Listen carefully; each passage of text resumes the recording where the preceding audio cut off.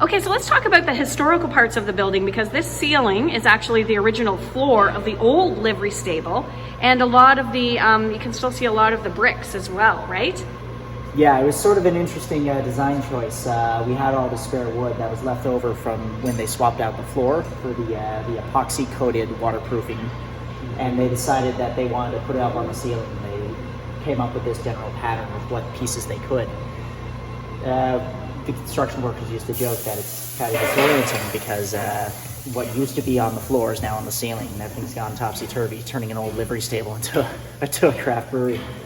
And then the brickwork, we tried to keep most of it as it originally was.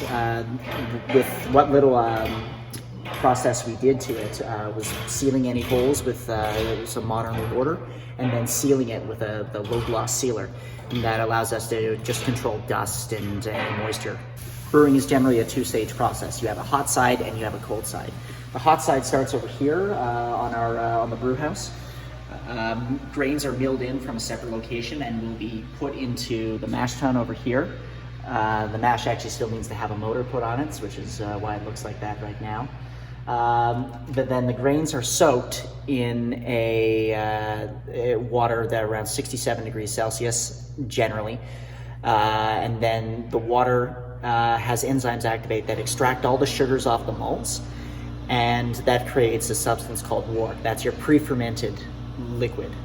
Okay. Then there's a false bottom, a little grate in the mash tun that separate the physical grains from the wort itself, and then the wort is transferred into the kettle, which is this vessel right over here with the large stack coming up through the building.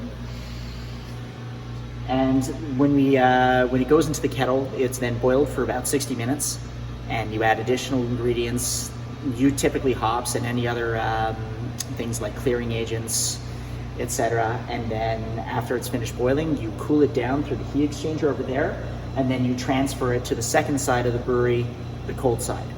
The cold side involves the use of these three large vessels over here, or one of them for each batch. And those are called your fermenting vessels, and it's called that because that's where fermentation occurs. The cooled liquid is adjusted to the proper temperature and is sent into the vessels. Yeast is added somewhere as it's being pushed in.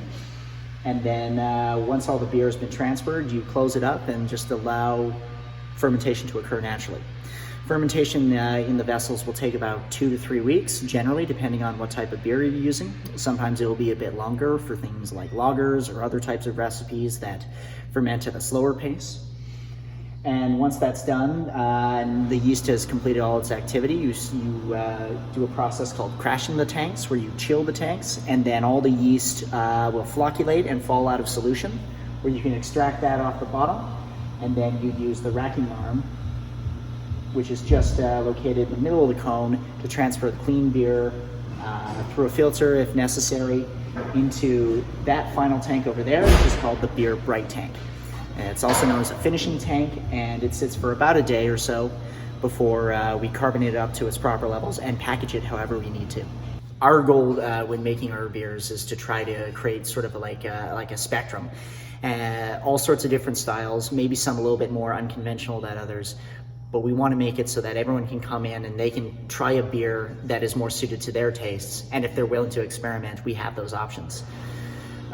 Providing variety and familiarity in equal proportion is, I think, just one, part of a good business, and two, just really helpful for people who just want to try something new or try something different. So the restaurant is a small menu to start that we're looking to grow as we grow.